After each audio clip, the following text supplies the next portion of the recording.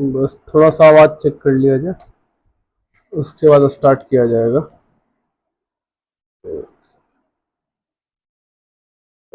Charge निकल गया।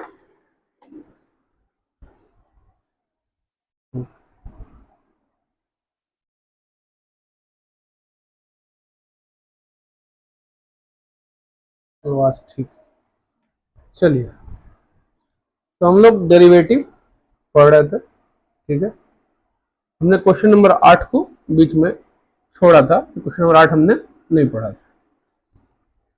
Question number 8 को, ठीक है, क्वेश्चन नंबर 8 को पढ़ने से पहले एक छोटा सा कॉन्सेप्ट है, उसको समझिएगा। अगर हम मान ले कि मार्केट का रिटर्न RM है, ठीक है, ये दिया गया है, मतलब आप एक्स भी मान सकते हैं, वाई भी मान सकते हैं, हम उसे RM मान रहे हैं, ठीक है। और सिक्योरिटी का रिटर्न RX है, और जो बीटा है सिक्योरिटी का मतलब शेयर का, वो मान लेते हैं कि 1.5 है। अब अगर हम ये कहते हैं कि मार्केट 1% डाउन गया, तो इसका मतलब सिक्योरिटी कितना जाएगा, 1.5% डाउन जाएगा। क्यों? क्योंकि सिक्योरिटी का होगा बीटा RM। कितना डाउन जाएगा? Beta RM। क्यों? क्योंकि सेंसिटिविटी क्या है अपना, 1.5। मतलब मार्केट में 1% का चेंज सिक्योरिटी में 1.5% का चेंज बनता है। या मार्केट में अगर बोलते हैं 2% डाउन गया, 2% डाउन गया, तो कहेंगे सिक्योरिटी 3% डाउन जाएगा। क्यों? क्योंकि बीटा RM के कारण। बीटा RM नहीं है, बेसिकली RM होगा चेंज इन मार्केट, जो मार्केट में चेंज हो रहा है उसके बारे में बात कर रहा है। 1% जो डाउन गया उसके बारे में बात कर रहा है। तो हम कह सकते हैं इस चीज को कि बीटा ऑफ सिक्योरिटी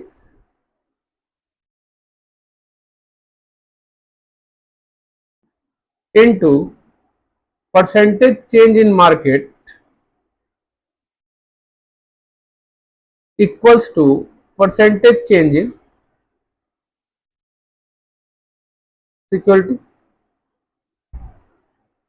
कह सकते हैं कि नहीं? Beta of security into percentage change in market is equals to percentage change in security. अब चाहिए अप हो चाहे डाउन हो, वो अपना ऐसे ही मूव करेगा। अब बोलते 2% अप गया मार्केट, तो सिक्योरिटी 3% अप जाएगा, कोई दिक्कत? तो अगर हम कहना चाहें तो हम कह सकते हैं कि बीटा ऑफ सिक्योरिटी का एक और फॉर्मूला हो सकता है सर, कि beta of security equals to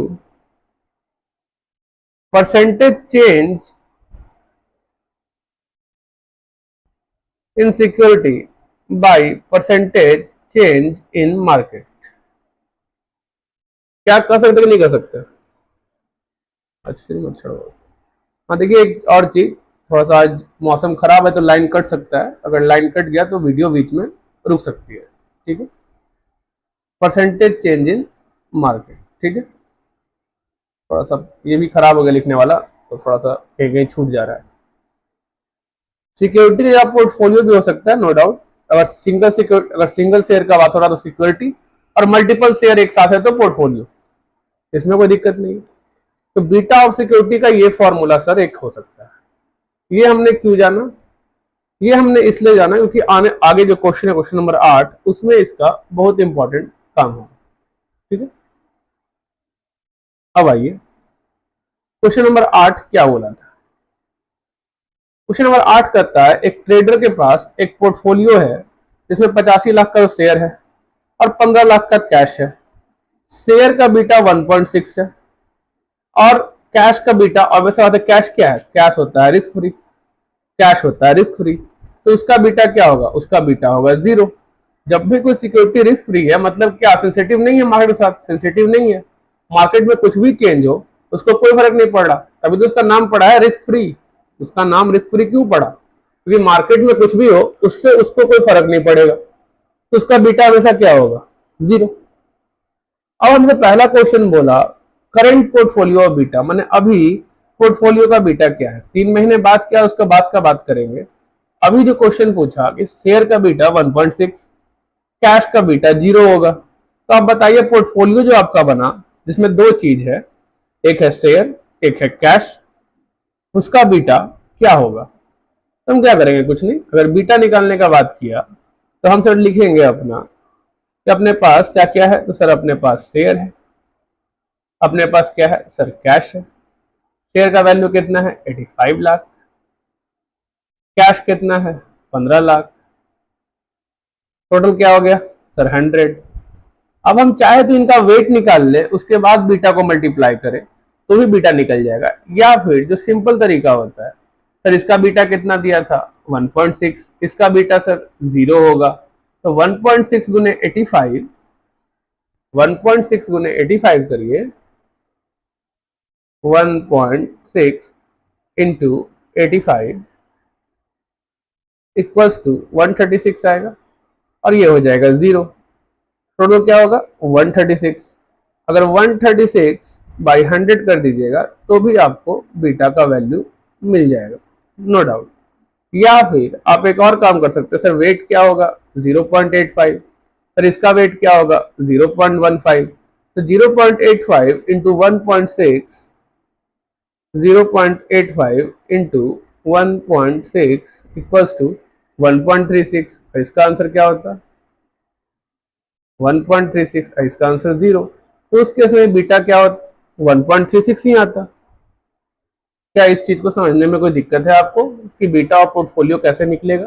कुछ नहीं करना है, जितना जितना इन्वेस्टमेंट किए हैं उसका वेट लेके मल्टीप्लाई कर दे बीटा के साथ, उसके रिस्पेक्टिव बीटा के साथ, या फिर हम पहले मल्टीप्लाई कर ले बीटा के साथ और उसके बाद जो भी टोटल इन्वेस्टमेंट उसे डिवाइड कर दे तो भी हमें आंसर मिल जाएगा। ठीक है, कोई दिक्कत? सर अभी का बीटा तो निकल गया, क्वेश्चन का सेकंड पार्ट क्या था?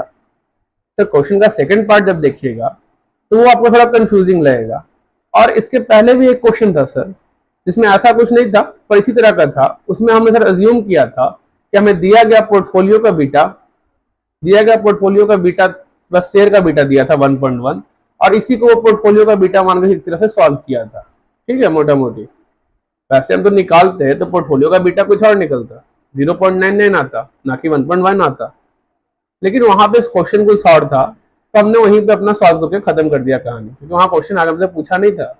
पर यहाँ पे क्वेश्चन और आगे बढ़ा और बोला after 3 months the price of share drop by 3.2%। इसका मतलब sir change in value of share हमको दिया हुआ है, change in value of share हमको दिया हुआ है, हमको सर बीटा मालूम है, हमको सर बीटा मालूम है ना शेयर का। तो अगर सर हम पुट करना चाहें एक सेकंड के लिए, यहाँ पे हम पुट करें, हमें दिया हुआ है percentage decline in value of share 3.2%। अब beta of share equals to 1.6। क्या इस चीज से आप निकाल नहीं सकते हैं percentage decline in value of market?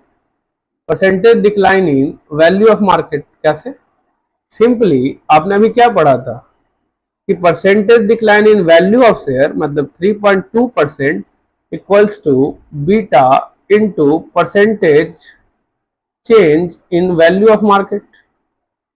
यही पढ़ा था ना?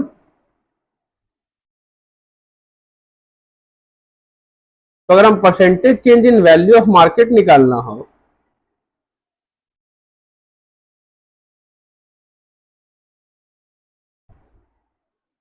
तो हम कह सकते हैं ना 3.2% डिवाइड बाई 1.6, और बस सब आता है 2% आएगा। क्या कोई दिक्कत? तो मार्केट में हुआ 2% का चेंज, मार्केट में हुआ 2% का चेंज। अगर मार्केट में 2% का चेंज हुआ और क्वेश्चन आगे कहता है आपको कि आपने लॉन्ग पोजीशन लिया था, लॉन्ग पोजीशन लिया था 100 लाख निफ्टी फ्यूचर पे, आपने लॉन्ग पोजीशन लिया था 100 लाख निफ्टी फ्यूचर पे। अगर आपने लॉन्ग पोजीशन लिया था 100 लाख निफ्टी फ्यूचर पे, तो निफ्टी तो प्रिंट करता है मार्केट को, निफ्टी क्या रिप्रेजेंट करता है? निफ्टी रिप्रेजेंट करता है कि मार्केट। मैंने आपको बताया था निफ्टी उफ्टी क्या होता है, कुछ नहीं, एक शेयर मार्केट का जो बहुत अच्छा अच्छा शेयर होता है उसका ग्रुपिंग कर लिया जाता है और उसको निफ्टी कहा जाता है। तो यहाँ तो हम लोग थ्योरेटिकल क्वेश्चन सॉल्व कर रहे हैं, प्रैक्टिकल सिनारियो देख नहीं रहे, तो हम क्या अज्यूम करेंगे? निफ्टी ही मार्केट है। अगर निफ्टी ही मार्केट है तो मार्केट अगर 2% डाउनवर्ड चेंज हुआ, क्योंकि सिक्योरिटी क्या हुआ है, 3.2% डिक्लाइन हुआ है, तो मार्केट 2% डिक्लाइन हुआ है। तो अगर हमने फ्यूचर कॉन्ट्रैक्ट में लॉन्ग पोजीशन लिया, फ्यूचर कॉन्ट्रैक्ट में लॉन्ग पोजीशन लिया, कहने का मतलब हमने बाई किया, तो मैंने क्या कहा था, जितना भी बाई पोजीशन है वो बढ़ने पे फायदा होता है। पर यहाँ तो 2% डिक्लाइन हुआ है। अगर ये 2% डिक्लाइन हुआ है इसका मतलब हमको निफ्टी फ्यूचर में लॉस हो गया, लॉस हो गया ना, लॉस इन निफ्टी फ्यूचर। कितना लॉस हुआ सर? 2%। हमने 100 लाख का पोजीशन लिया था, तो हमें क्या पे करना पड़ेगा? जो लॉस हुआ खाली वो पे करना पड़ेगा। तो ये फ्यूचर कॉन्ट्रैक्ट के अंदर लॉस पे करना होता है। ऑप्शन में क्या होता है कि लॉस के टाइम हम लोग भाग जाते हैं, पर यहाँ तो लॉस पे करना होगा ना। तो लॉस क्या हुआ? 2 लाख। अब ये लॉस हम कहां से पे करेंगे? ये लॉस हम अपने कैश से पे करेंगे। तो मेरा कैश बैलेंस कितना बचेगा? मेरा कैश बैलेंस कितना बचेगा? सर पहले मेरा कैश बैलेंस 15 लाख था, उसमें से अगर हम 2 लाख पे कर देंगे तो मेरे पास 13 लाख बचेगा। मेरे पास कैश बैलेंस लॉस पे करने के बाद कितना बचेगा? 13 लाख। और जो मेरा शेयर है वो भी तो सर नीचे गिर गया है, मेरा शेयर भी तो नीचे गिरा है। मेरा शेयर कितना नीचे गिरा? मेरा शेयर कितना नीचे गिरा सर? 3.2%। अगर 85 85 माइनस 3.2% इतना नीचे गिर गया है, तो मेरे शेयर का वैल्यू कितना बच जाएगा? 85 माइनस 3.2%, 82.28 लाख। तो अब मेरा पोर्टफोलियो जो है उसमें शेयर है 82.28 लाख, और जो मेरा कैश बैलेंस है वो है 13 लाख। क्या समझे? कोई दिक्कत? तो हम कह सकते हैं कि मेरा percentage change in value of portfolio कितना हुआ?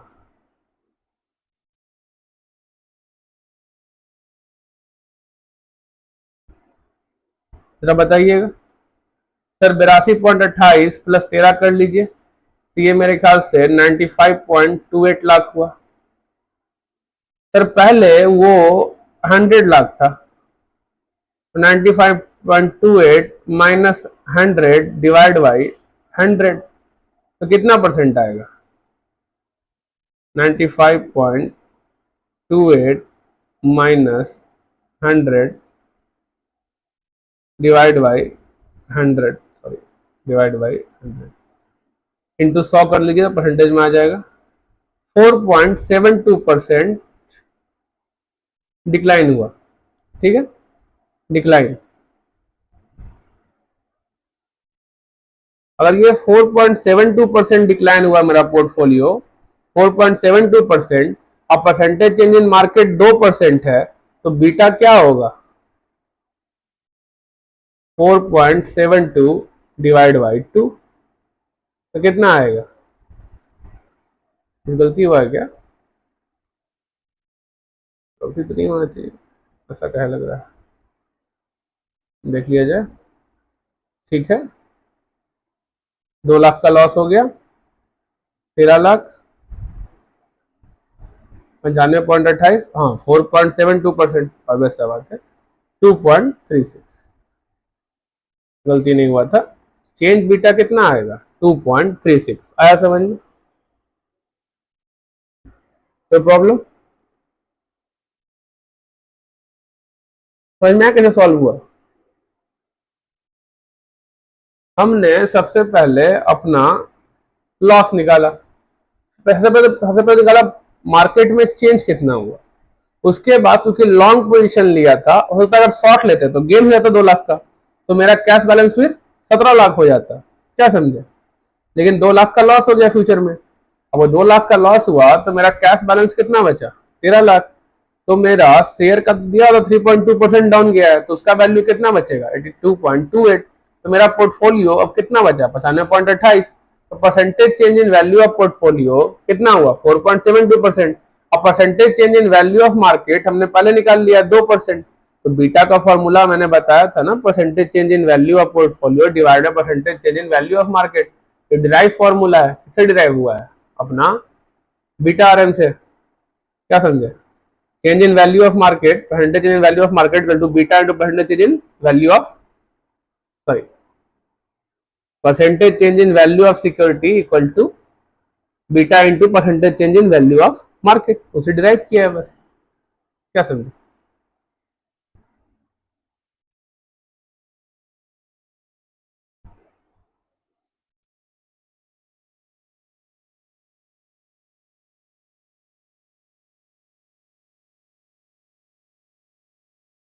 अब आइए अपना दूसरा क्वेश्चन पे, समझ गए कैसे सॉल्व होगा। अब आइए दूसरा क्वेश्चन पे। 9 तो हो गया था, 10 नंबर। अब 10 नंबर को सॉल्व करने का दो तरीका है। बुक कैसे सॉल्व करता है उसको अभी हम लोग इग्नोर करेंगे और हम लोग अपने तरीके को समझेंगे, जो कि इजी और सही मायने में रियल टर्म में प्रैक्टिकल लाइफ में यही चीज होता है मार्केट में। और आपको आईसीआई नंबर देगा, पर जो आईसीआई ने किया है उसको भी समझेंगे, डोंट वरी। सबसे पहले राम क्या किया सर, 10,000 शेयर बाई किया एट द रेट 22 पर शेयर। तो इसका मतलब सर अगर हम लोग अपना पोजीशन ड्राफ्ट करें तो सबसे पहले हम लोग बोलेंगे सर राम ने एक्स लिमिटेड का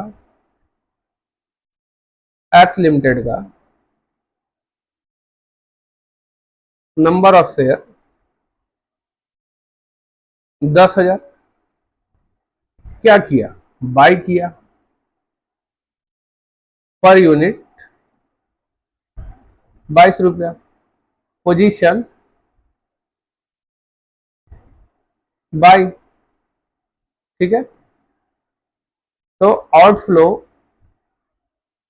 की इनफ्लो बताइए, ऑब्वियस सा बात है आउटफ्लो। कितना आउटफ्लो हुआ, तो 10,000 गुने 22 करिएगा तो 2,20,000 रुपया का आउटफ्लो हुआ। क्या इसमें कोई दिक्कत है। उसके बाद उस बीटा वैल्यू इज 1.5, इसको हम लोग समझेंगे आगे। And sell 5,000 share of A Limited at a price of 40 per share. और उसने सेल किया किसका शेयर, ए लिमिटेड का। ए लिमिटेड का शेयर उसने 5,000 शेयर 40 रुपया पे क्या किया, सेल। तो क्या होगा, कैश इनफ्लो कितना हुआ 2 लाख। क्या समझे, उसका बीटा 2 है। He obtained a complete hedge by Nifty future at 1,000 each. वो कह रहा है कंप्लीट हेज किया क्या करके, निफ्टी फ्यूचर लेकर के। अगर कंप्लीट हेज करना है और मार्केट का यूज करना है, निफ्टी फ्यूचर का यूज करना है, तो बीटा का भी तो यूज आएगा ना, बीटा का भी तो यूज आएगा। क्यों, क्योंकि अगर मार्केट 1% चेंज होगा, 1% चेंज होगा तो बीटा के कारण सिक्योरिटी में कितना चेंज आएगा, beta into percentage of market. इसलिए उतना वैल्यू को हेज करने के लिए, मतलब अगर 2.20 को हेज करना हो तो उसके लिए हमको क्या कि लॉन्ग पोजीशन था तो वहां लेना पड़ेगा शॉर्ट पोजीशन। उसके लिए हमको जितना बीटा है उतना वैल्यू से एक्सीड करके लेना पड़ेगा फ्यूचर को, क्योंकि वहां पे हल्का सा चेंज होगा 1%, तो यहाँ पे कितना चेंज हो जाएगा बताइए, कितना बीटा था, यहाँ पे बीटा था 1.5, तो यहाँ 1.5% चेंज होगा। तो भाई वहां पे 1.5 गुना फ्यूचर एक्वायर करेंगे तब ना बराबरी कर पाएंगे, नहीं समझे। वहां 1.5 गुना एक्वायर करेंगे फ्यूचर कॉन्ट्रैक्ट तब तो इसका बराबरी कर पाएंगे, ताकि फ्यूचर में 1% चेंज होगा, गेन हो चाहे लॉस उससे मतलब नहीं है, यहाँ 1.5% चेंज होगा, क्योंकि दोनों जगह उल्टा पोजीशन है और हमको दोनों का लॉस सेट ऑफ करना है थ्योरेटिकली, प्रैक्टिकली नहीं। थ्योरेटिकली सेट ऑफ करना है कि जीरो हो जाए, जीरो हो जाए तो वहां पे हमको लेना पड़ेगा 1.5 गुना वैल्यू हेज करने के लिए कम से कम पोर्टफोलियो का, मैंने एक्स के शेयर का। तो इसलिए हम लोग बीटा का यूज करते हैं और मल्टीप्लाई करते हैं। तो अब काहे कि यहाँ पे देखिएगा कि एक पोजीशन बाई है, एक पोजीशन सेल है, तो value of portfolio to be hedge कैसे निकालिएगा? है तो ये पोर्टफोलियो ही ना। तो value of portfolio to be hedge का जब बात आएगा तो आप यहाँ पे कुछ नहीं करिएगा, आप सिंपल टर्म में अलग अलग भी निकाल सकते, इतना लॉन्ग इतना शॉर्ट नेट करके फिर निकाल लेते। और उससे इजी तरीका क्या है कि आप लिखिए value of portfolio to be hedge, तो इसका बीटा था 1.5, इसका बीटा था 2, तो पहले तो 2,20,000 इंटू 1.5 प्लस, ये माइनस में है सवाल इसलिए ब्रैकेट दे दिया है मैंने, वैसे आप लोग यहाँ माइनस ही लिखिए, माइनस 2,20,000 इंटू 1.5 इंटू 2,00,000 इंटू 2। अब आप चेक करिएगा कि क्या ये नेगेटिव आया कि पॉजिटिव। अगर ये नेगेटिव आया मतलब कि मेरा जो ये पोजीशन है पोर्टफोलियो टू बी हेज वो हो गया लॉन्ग या लॉन्ग, अगर नेगेटिव आया तो लॉन्ग और पॉजिटिव आया तो शॉर्ट। समझ में आया? क्योंकि ऑब्वियस बात है पॉजिटिव कब आएगा? अगर सेल का ज्यादा वैल्यू आ जाए। नेगेटिव कब आएगा? अगर लॉन्ग का ज्यादा वैल्यू आ जाए। तो जब निकालिएगा तो देखिए 2,20,000 गुना 1.5 करिए, 2,20,000 गुने 1.5, तो ये माइनस 3,30,000 आया। ठीक है, कोई दिक्कत? और ये आएगा प्लस 4 लाख। इसका मतलब ये पोजीशन क्या हो गया? 70,000 शॉर्ट। ये पोजीशन 70,000 शॉर्ट हो गया। और वैल्यू ऑफ फ्यूचर कॉन्ट्रैक्ट क्या है?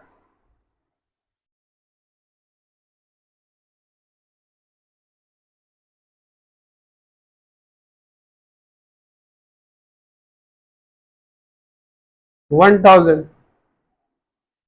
तो नंबर ऑफ कॉन्ट्रैक्ट, या आप कहेंगे नंबर ऑफ फ्यूचर कॉन्ट्रैक्ट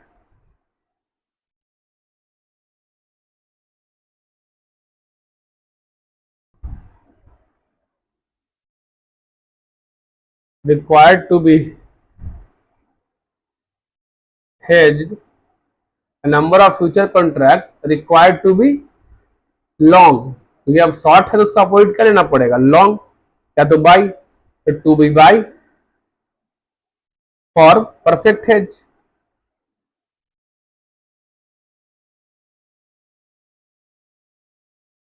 कितना होगा? 70,000 भागे 1,000, 70 कॉन्ट्रैक्ट। अरे यार क्या हो गया? 70 कॉन्ट्रैक्ट। क्या समझे? तो 70 कॉन्ट्रैक्ट मुझे लॉन्ग पोजीशन लूंगा, लॉन्ग पोजीशन लूंगा तभी पूरा पोर्टफोलियो हेज होगा। अब जब मैं 70 कॉन्ट्रैक्ट लॉन्ग पोजीशन लूंगा तो इसके लिए बस मुझे देना क्या होता है sir? Initial margin. Initial margin और कुछ नहीं। क्या देना होता है? Initial margin.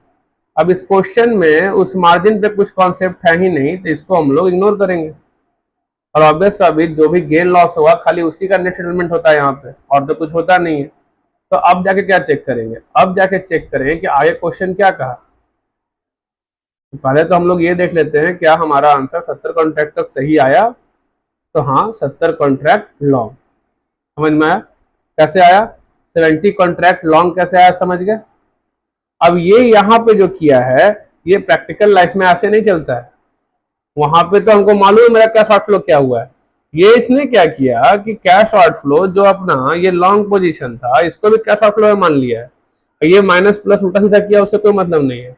हम लोग इसको इग्नोर करेंगे पूरा, और हमको जो मालूम है उसे सॉल्व करेंगे। हमें क्या मालूम है?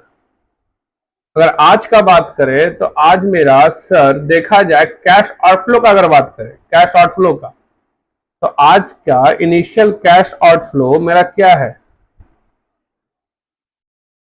तो अगर मेरा इनिशियल कैश आउटफ्लो का बात किया जाए तो सर मेरा 2,20,000 का हम बाई किए हैं और 2 लाख का हम सेल किए हैं। तो इनिशियल कैश आउटफ्लो सर यहाँ पे दिख रहा है हमको कि 20,000 रुपया है। तो कुछ नहीं, इनिशियल कैश आउटफ्लो हमारा 20,000 रुपया है। अब हम कैश इनफ्लो निकालेंगे। कब? जब हम पोजीशन स्क्वायर अप कर रहे हैं। he closed out his position at a closing price of next day when share of X Limited dropped by 2%। तो हमने इसको बाई किया था तो अब इसको सेल करेंगे और 2% कम पे सेल करेंगे तो ऑब्वियस सा बात है इसके लिए वो कितना पैसा वापस मिलेगा। तो सर पहले 10,000 का खरीदे, 10,000 शेयर खरीदे थे, 22 रुपया पे खरीदे थे, और जब उसको बेच रहे हैं तो 22 माइनस 2% कितना पे बेच रहे हैं? तो 22 माइनस 2% कितना होता है? गुने 10,000। इसका मतलब सर कैश इनफ्लो 2,15,600 रुपया होगा अगर एक्स के शेयर को बेचेंगे तो लिख लीजिए, जब एक्स के शेयर को बेचेंगे तो हमको कैश इनफ्लो क्या होगा? 2,15,600। लेकिन अब हमको सर ऑब्वियस सा बात है स्क्वायर अप कर रहे हैं पोजीशन, तो हम जो ए का शेयर पहले सेल किए थे अब ए का शेयर बाई करना पड़ेगा। तो सर सेल तो 40 पे किए थे पर जब बाई करने गए तो 3% बढ़ चुका है, तो कैश आउटफ्लो कितना होगा उस पे? तो 5,000 गुने 40 प्लस 3%, कितना पे बाई करना होगा?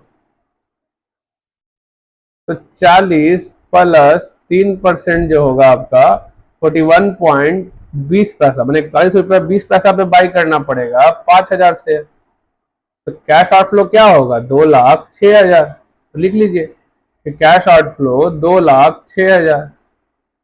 अब उसके बाद सर जहां तक फ्यूचर का बात है तो वहां तो खाली गेन लॉस चलता है। तो अब चेक करेंगे सर हम पोजीशन लॉन्ग लिए थे, हम पोजीशन लॉन्ग लिए थे, बाई लिए थे, अब प्राइस हो गया ड्रॉप तो यहाँ तो होगा लॉस।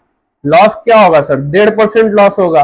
1.5% किसका सर? तो 1,000 का एक कॉन्ट्रैक्ट था, 70 वो कॉन्ट्रैक्ट था, 70,000 का 1.5% का लॉस हो गया। क्योंकि अगर हम सेल पोजीशन लेते तो गिरने में फायदा, लेकिन पोजीशन क्या लिए? बाई। तो बाई तो बढ़ने में फायदा ना होता, और ये बढ़ा तो नहीं, गिर गया, तो 1.5% का लॉस हो गया इसमें। तो कितना का लॉस हो गया 70,000 पे? 70,000 माइनस 1.5%।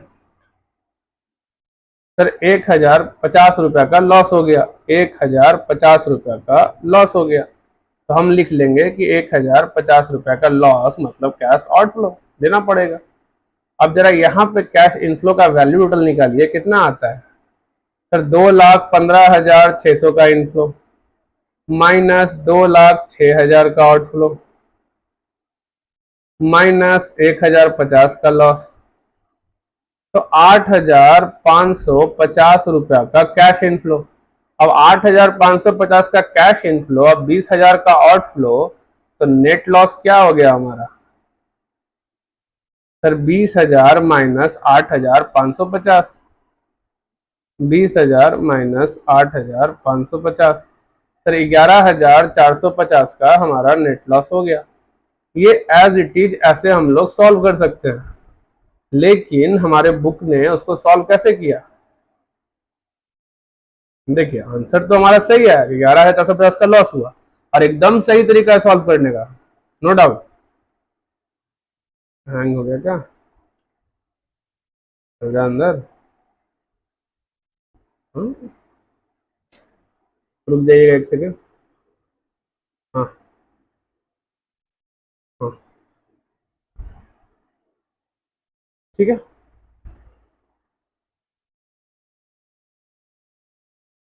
11,450 का लॉस, तो किताब ने कैसे सॉल्व किया सर? उसने बोला 10,000 गुने 22, ये तो हमारा कैश आउटफ्लो था, कैश इनफ्लो को लिया नेगेटिव में, ठीक है। और यहाँ पर ये 70,000 रुपया का 70 गुने 1000 कॉन्ट्रैक्ट का, क्योंकि लॉन्ग पोजीशन था तो उसको भी लिया कैश आउटफ्लो, तो ये कैश आउटफ्लो, ये कैश आउटफ्लो, इसको भी ले लिया पूरा होल, जबकि ऐसा होना नहीं चाहिए था। ये पैसा गया कहाँ मेरे पास से? ये पैसा गया है क्या? फ्यूचर मार्केट में सेटलमेंट क्या होता है? नेट, वहां जाता ही नहीं है कुछ, वहां सेटलमेंट नेट होता है। 70,000 गया कहाँ था मेरे पास से? नहीं गया था, लेकिन ये सॉल्व करने के टाइम ऐसे लिया इसको, और ये कैश इनफ्लो, इसका मतलब कैश आउटफ्लो 90,000, मैंने अपना जो आया था इन दोनों को करके 20,000 कैश आउटफ्लो, उसमें 70,000 जोड़ दिया, ठीक है, बोल दिया 90,000 कैश आउटफ्लो। ठीक है भाई, कोई दिक्कत नहीं। अब यहाँ पर कैश इनफ्लो तो ऑब्वियस सा बात है, ये कैश इनफ्लो, इसको लिया पॉजिटिव, ये कैश आउटफ्लो, ये नेगेटिव। और यहाँ पे भी जब बात आया तो 1.5% कम करके जो अमाउंट आता है उसको ले लिया। हमने क्या किया था, सीधा यहाँ पे 1050 लिया। तो ये जो इम्पैक्ट था अपने आप 1050 का लॉस बनता था, वो इम्पैक्ट आ गया था। लेकिन इसने क्या किया, उसको होल लिया और फिर सॉल्व किया, तब डिफरेंस निकाला, सेम आएगा, कोई दिक्कत नहीं है। ऐसे भी सॉल्व कर सकते हैं। करना क्या है सर, सिर्फ फ्यूचर का जो भी अगर शॉर्ट होता तो इसको क्या मान लेते हैं, माइनस मान लेते हैं। यहाँ पे ये कैश इनफ्लो को माइनस लिया इसलिए माइनस मान लेते हैं, कोई दिक्कत नहीं है।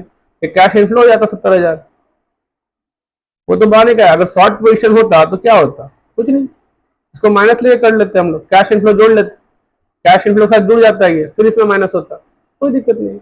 वैसे भी कर सकते थे। उस केस में यहाँ पर ये गेन आता, क्यों, क्योंकि यहाँ पे सेल करते तो ये कैश आउटफ्लो का पार्ट बन जाता, क्या समझे, यहाँ फिर सेल करते। स्क्वायर एप का मतलब कुछ नहीं होता, स्क्वायर एप का मतलब आज बाई किए तो कल सेल करो, और आज सेल किए तो कल बाई करो, यही है स्क्वायर एप द पोजीशन। समझ में आया? तो उस केस में भी आंसर निकाल सकते थे, कोई दिक्कत नहीं, जो सही लगे उससे सॉल्व करो। अगर ये सही लगे तो ऐसे सॉल्व करो, पर ये प्रैक्टिकल लाइफ में ऐसे सॉल्व नहीं होगा, ऐसे काम करता ही नहीं है मार्केट। ठीक है, अब जो क्वेश्चन नंबर 11 है उसको देखो, काफी अच्छा क्वेश्चन है, और इसमें तुमको एक नया कॉन्सेप्ट पता चलेगा, ये वाला रिक्वायर्ड बीटा वाला। रिक्वायर्ड बीटा अगर ये है तो कितना कॉन्ट्रैक्ट किया जाए, ठीक है, रिक्वायर्ड बीटा अगर ये है तो कितना कॉन्ट्रैक्ट किया जाए, समझो। अब ये क्वेश्चन का ऊपर वाला पार्ट काफी इजी है, सॉल्व कर लोगे। बोला पोर्टफोलियो का बीटा निकालना है, तो क्या दिक्कत है, हमको सिक्योरिटी दे दिया A B C D E, उसका प्राइस दे दिया, नंबर ऑफ शेयर दे दिया, बीटा दे दिया, तो इसको इससे मल्टीप्लाई कर लेंगे तो वैल्यू ऑफ इन्वेस्टमेंट निकल जाएगा उसके अंदर, ठीक है, और उसको इससे मल्टीप्लाई कर देंगे तो हमारा बीटा बन जाएगा। कौन सा बीटा बनेगा, वो बनेगा हमारा, अच्छा ये वेट निकाल के किया है, देखो वेट निकाल के करने में क्या होता है ना कि एक्स्ट्रा कैलकुलेशन बन जाता है। तो देखो बिना वेट निकाले करेंगे तो कितना इजी पड़ता है, ये कैलकुलेशन जो एक्स्ट्रा को बनता है वो नहीं करना पड़ता है, उसके बिना आंसर आ जाता है। कैसे, और देखो वेट निकालने में टाइम जाएगा ना एग्जाम में, तो क्यों करना टाइम बर्बाद, ठीक है। यहाँ पे लिखेंगे हम लोग शेयर कौन कौन सा था, तो A B C D E, ठीक है। वैल्यू ऑफ इन्वेस्टमेंट क्या था उसमें,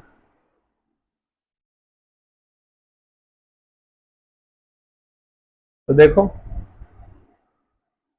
सर वैल्यू ऑफ इन्वेस्टमेंट का जहां तक बात है तो ये था 349 रुपीज 30 पैसा, 1 यूनिट का दाम, 5,000 शेयर, तो 5,000 गुने ये करेंगे, हम लोग सर यहाँ से उतार लेते हैं उस चीज को 1 सेकंड के लिए, ठीक है। ये दोनों को मल्टीप्लाई कर दिया और निकाल लिया, तो 17,40,500।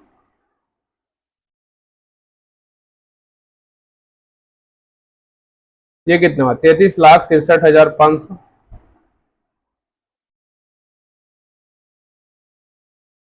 47,48,160।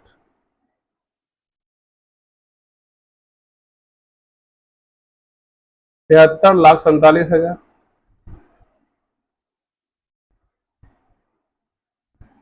और ये हुआ 16,39,700, ठीक। टोटल 1,88,56,860।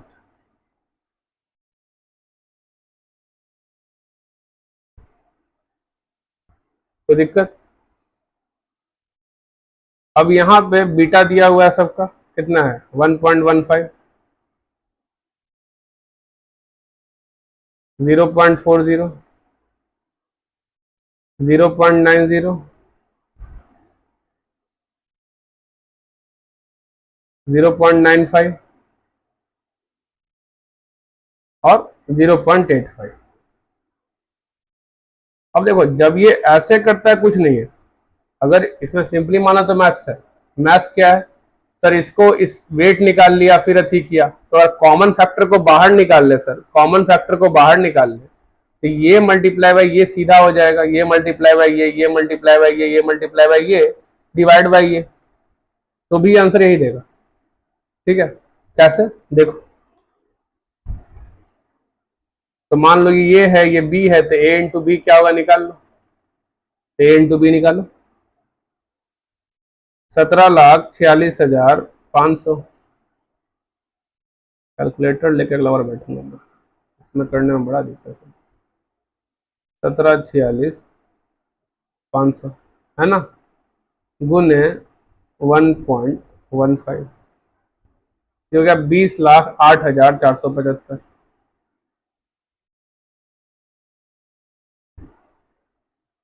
ये कितना होगा, 33,63,500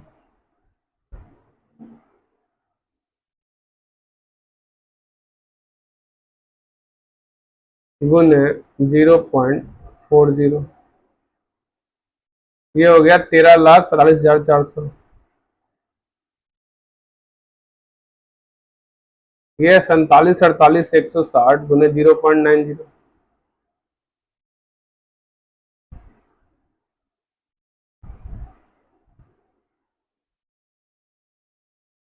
42,73,614।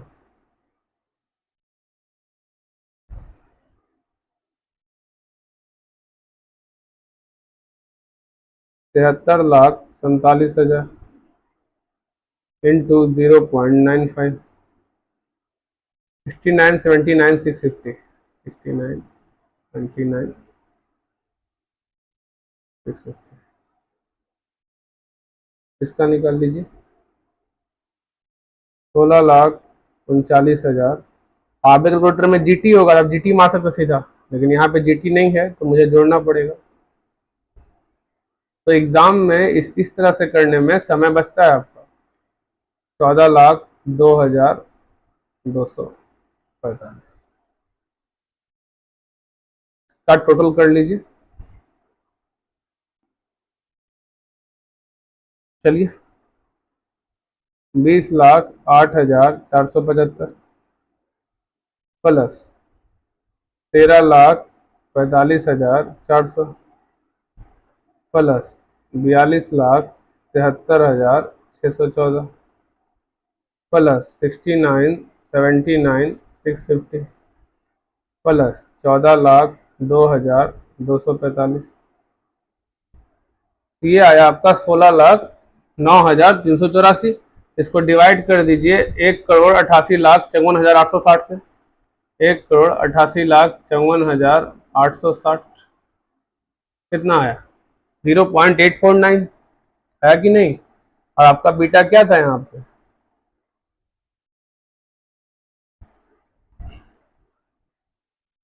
$0.849। तो वो इजी पड़ता है। एग्जाम में तो कैलकुलेटर रहेगा, जीटी रहेगा फंक्शन। मैं तो सही मायने में पूछो तो मैंने इतना ड्राफ्ट भी नहीं करता था एग्जाम में, इक्वल टू लिखा, सीधा मल्टीप्लाई लिखते चला, नीचे डिवाइड लिख दिया है। और ये जो टोटल निकाल रहा हो ना, अभी लिख रहे हो, लिखता भी नहीं था, सीधा यहां से इसको मल्टीप्लाई किया, इसको मल्टीप्लाई किया, एक, ये दो, ये तीन, तीनों को बस ऐसे लिख दिया, यहां से ऐसे ऊपर में लिख दिया, नीचे 1,88,54,860 लिख दिया, और सीधा ये जोड़ते गया, जीटी मारा, डिवाइड किया, within a 5 minute, 5 minute या within a 2 minute, 3 minute, 0.849 answer आएगा। ठीक है, एएफएम है मैथ, तो मैथ में आंसर का मार्क्स है, ये जान लेना।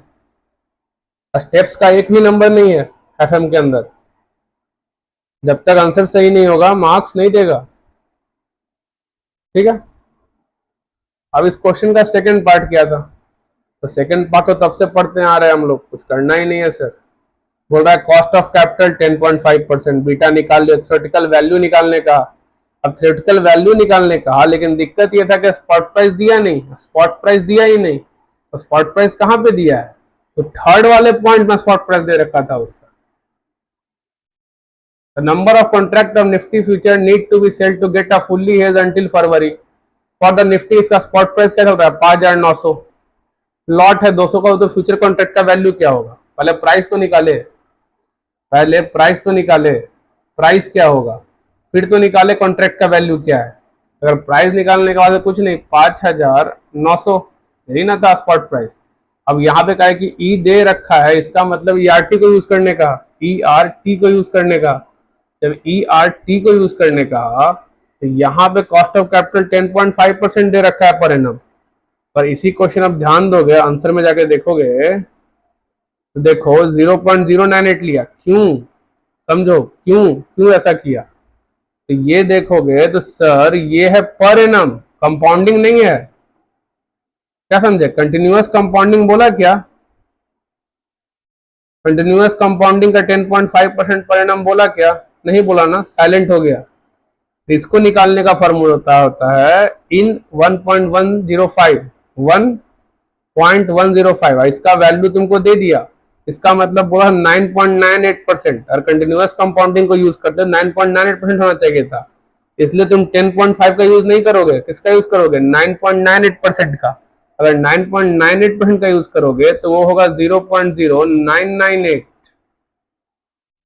इनटू पीरियड क्या होगा 28 दिन, क्योंकि दिया है इसमें तो मंथ नहीं कर सकते हो, तुमको यूज करना पड़ेगा डेज। तो सर उधर हो गया 30, इधर हो गया 28, तो 58 दिन। 58 भागे 365, 58 भागे 365 गुने 58 भागे 365। अब ये करोगे जरा निकाल के देखो कितना होगा, 0.0998 इंटू 58 भागे 365, तो ये आ गया 0.015858 आ गया। इसका वैल्यू दिया हुआ है, 5009 से मल्टीप्लाई कर दोगे तो फ्यूचर का प्राइस निकल जाएगा। अगर ये निकल गया उसके बाद क्या करना है, वैल्यू ऑफ फ्यूचर कॉन्ट्रैक्ट क्या होगा, तो उसमें तो जो भी वैल्यू निकल 200 से मल्टीप्लाई कर दोगे तो वैल्यू ऑफ फ्यूचर कॉन्ट्रैक्ट निकल गया। तो जब वैल्यू ऑफ फ्यूचर कॉन्ट्रैक्ट सब निकल ही गया, सर बीटा हमको मालूम ही था क्वेश्चन में, बीटा हमको मालूम ही था क्वेश्चन में 0.849, ठीक है। इसका वैल्यू निकल के आ ही गया, ठीक है, 5.994.28, और उसमें 0.105 से भी सॉल्व किया है, ठीक है, वो अलग बात है, पर इसका यूज हम लोग नहीं कर रहे। जब भी अगर कंटिन्यूअस कंपाउंडिंग नहीं लिखा और हमको आई एन 1.105 का वैल्यू दे दिया है तो उसका ही यूज करेंगे। तो सर करना ही नहीं है हमको, सर कॉन्ट्रैक्ट का वैल्यू ये होगा, value of portfolio to be hedge ये अमाउंट है into beta divide by this, निकल गया 14 कॉन्ट्रैक्ट। अब आता है सवाल जो इसका नेक्स्ट है जो इंपॉर्टेंट था, वो कहा कि अगर वैल्यू ऑफ पोर्टफोलियो अब नंबर ऑफ कॉन्ट्रैक्ट क्या होगा। करना क्या, शॉर्ट करना है, लॉन्ग तो कर ही चुका है, पोर्टफोलियो लॉन्ग है तो शॉर्ट ही होगा ना, शॉर्ट करना है।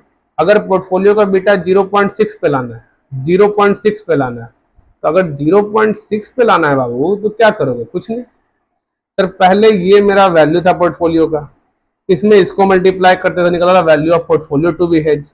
अब उसका बीटा फुल्ली हेज, मतलब अगर कुछ भी चेंज हो मार्केट में सिक्योरिटी में कोई फर्क नहीं पड़ेगा, यहाँ गेन तो वहां लॉस, वहां लॉस तो यहाँ गेन, जीरो हो जाना है। लेकिन अब घींच के जीरो पर ही लाना है, 0.60 बस लेके आना नीचे तक।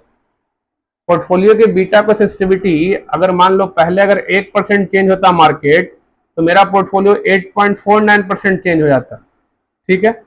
अब लेकिन 1% चेंज हो मार्केट तो मेरा पोर्टफोलियो 0.60% चेंज हो, तो ये कैसे पॉसिबल होगा, ये तभी पॉसिबल होगा ना अगर हम ये इस पे लिमिट लगा ले कि यहां तक लाना है, मतलब हेज कितना परसेंट करना है सर, 0.849 माइनस 0.60 मतलब 0.49, हाँ 249%, 0.249% ही बस चेंज हो मेरा पोर्टफोलियो, इतना ही चेंज को नीचे लाना है, नीचे खींचना है, मतलब नीचे खींचना है।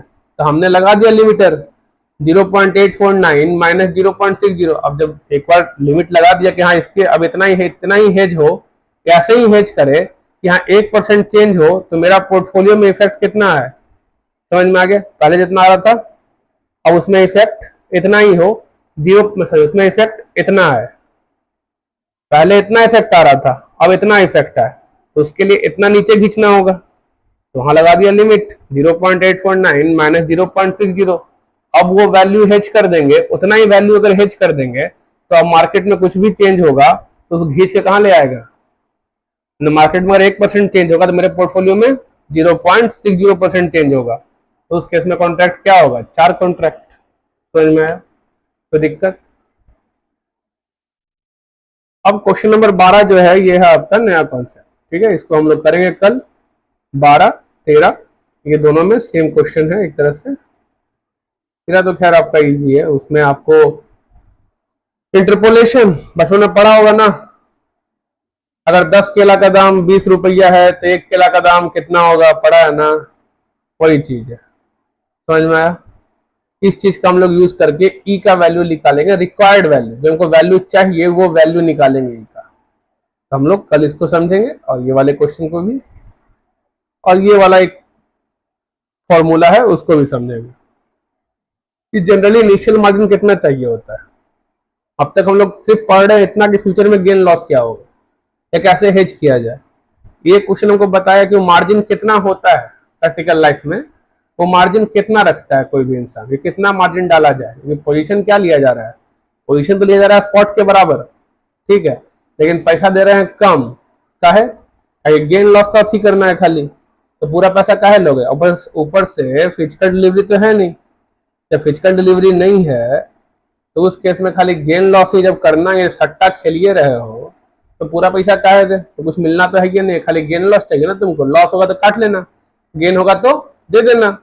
तो उसके लिए कितना पैसा डिपॉजिट करे, वो कॉन्ट्रैक्ट को एंटर करने के लिए कितना पैसा डिपॉजिट करे आज मार्केट में, तो हम वो कॉन्ट्रैक्ट में एंटर हो पाएंगे कि हाँ 200 शेयर का पोजीशन ले रखे हैं सेल का, लेकिन मेरे पास एक्चुअल में 200 शेयर है नहीं, पर पोजीशन ले रखे हैं 200 शेयर का, 2000 शेयर का, 2 लाख शेयर का।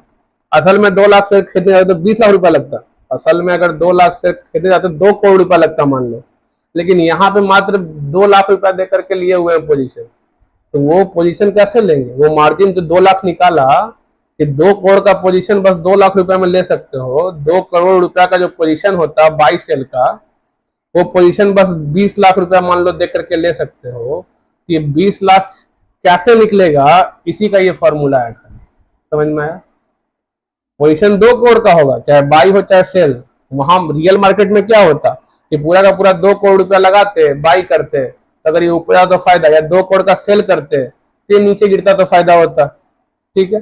पर यहाँ पे वही चीज 20 लाख रुपया लगा करके करेंगे, खाली ऊपर बढ़ेगा तो पैसा मिल जाएगा अगर बाई पोजीशन है तो, और नीचे गिरेगा तो पैसा काट लेगा, बाई है तो, और सेल है तो सेल है तो नीचे गिरेगा तो देगा पैसा, और ऊपर जाएगा तो नहीं देगा पैसा 2 करोड़ के। समझ में आया? तो ये मार्जिन कितना होगा उसका फॉर्मूला है ये। तो कल हम लोग देखेंगे 12, 13, 14 और समझेंगे उसके बारे में। और ये मेंटेनेंस मार्जिन क्या होता है उसके बारे में भी समझेंगे। और मेरे ख्याल से 15 इसके बाद से शायद ऑप्शन स्टार्ट है, ठीक है। तो कल हम लोग 14 तक करेंगे, समझ गए? ऐसे तो है, चलो पढ़ाई करो अपना सब।